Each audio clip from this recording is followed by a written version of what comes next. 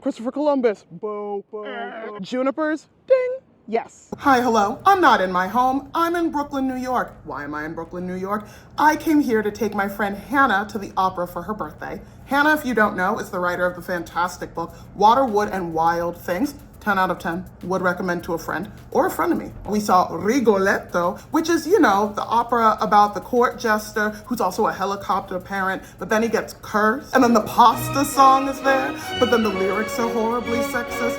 Why am I recapping it for you? We've all seen it. Anyway, I figure that while I'm here in the beautiful month of January, it is a perfect time to take in the sights, the sounds, the smells, the nature that the concrete jungle wet dream tomato has to offer.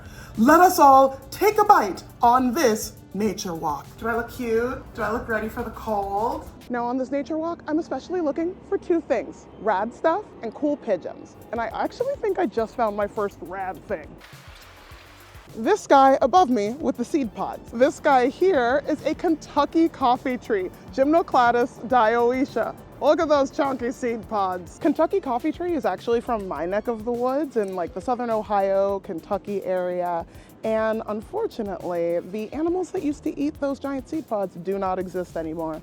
RIP giant sloth. I am deeply disappointed that no cool pigeons have revealed themselves to me already, but we persevere. Oh my God, you guys, more rad stuff. This tree, which looks like she's having a bit of a skin emergency, she's not, she just looks that way, is a river birch, and you can tap these guys for sap and cook it down to make syrup. But it takes a lot more sap from a birch to make sweet syrup than it does from a maple tree, which is why we in the United States just rely on maples. Also, I wouldn't tap this tree in particular because look at all of the garbage that we can see. Now, surrounding our birchy friend is English ivy, which is super invasive in a lot of the United States, but you can use it to make soap, so that's cool, I guess. Ooh, before I forget, some places also use birch twigs to flavor alcohol. Oh my God, rose hips.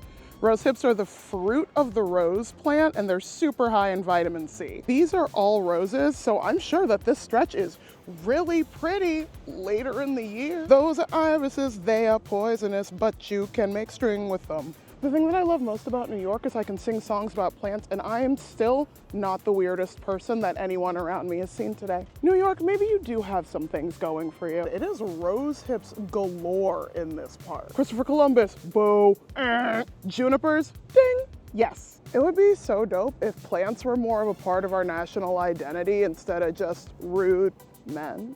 Swear to dog, if this is another colonizer I'm coming upon, I'm gonna be so pissed. Okay, it says Henry Ward Beecher, and also that's definitely his sister, so I'm hoping he didn't do anything too bad. Hi, howdy. It's me from the future. I just looked up that dude and he's good. He was a clergyman, but also an abolitionist, and he supported Charles Darwin in his theory of evolution.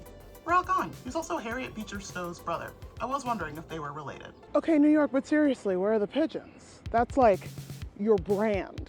Girl, that's your thing. Where are they? This was supposed to be the trip where a pigeon sensed my vibe and came home with me to live out their days forever. Also, why is the Juneteenth grove filled with London plane trees? Was Harriet Tubman's sidekick a London plane tree and I forgot? We couldn't have chosen a native species that was important to us in some way? Come on, guys. Here's a rad but also terrifying thing, and it's the daffodils trying to come up through the snow. Honey, go to bed. Here's a London plane tree. They got this cool peely bark, and they are a cross between our native sycamore and the Chinese plane tree, and they are really resistant to pollution, so maybe that's why they're here. I honestly just think I'm grumpy because I haven't seen a pigeon yet, and I'm a little hungry, and because it's 30 degrees out, which is warm compared to how it has been. Oh, look at all this American holly. Is she edible? No. But is she beautiful? Yes. And does she help feed birds throughout the winter? Yes. You guys thought I was kidding when I said I was going for a nature walk in Brooklyn. There is nature in Brooklyn. You just gotta seek it out. Now, would you look at all this? They left the leaves, and now they're almost done breaking down in time for spring. Which is why I'm always telling people in my neck of the woods to leave the leaves. Oh my God, you guys, look at these blackberry leaves that are persisting through the winter. One of my favorite teas is made out of blackberry leaves. Oh, no way. Do you think I can go over there and nicely ask them to go back to the way they were? Hey, another birch tree, this time featuring cabbage that's definitely been peed on. Well, it's nighttime now, and I was cold, so I'm back in my hotel room. I wasn't having a bad day, but I was having a pretty day, and going on a walk and looking at all that cool nature did make me feel like today was a great day, even if I didn't see any pigeons.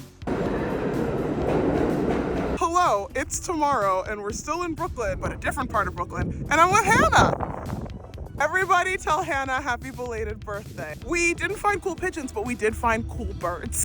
You guys, loons! That is not a loon, that's a branch. I didn't know that then, but I know it now. Hawthorns, so many haws. Oh my God, and these ones taste really appley. Hannah is the bird good luck charm because pigeon and a cool one. Well, it's been a fun nature-filled couple of days in the Biggest Apple, but it's time for this Ohio girl to get on home.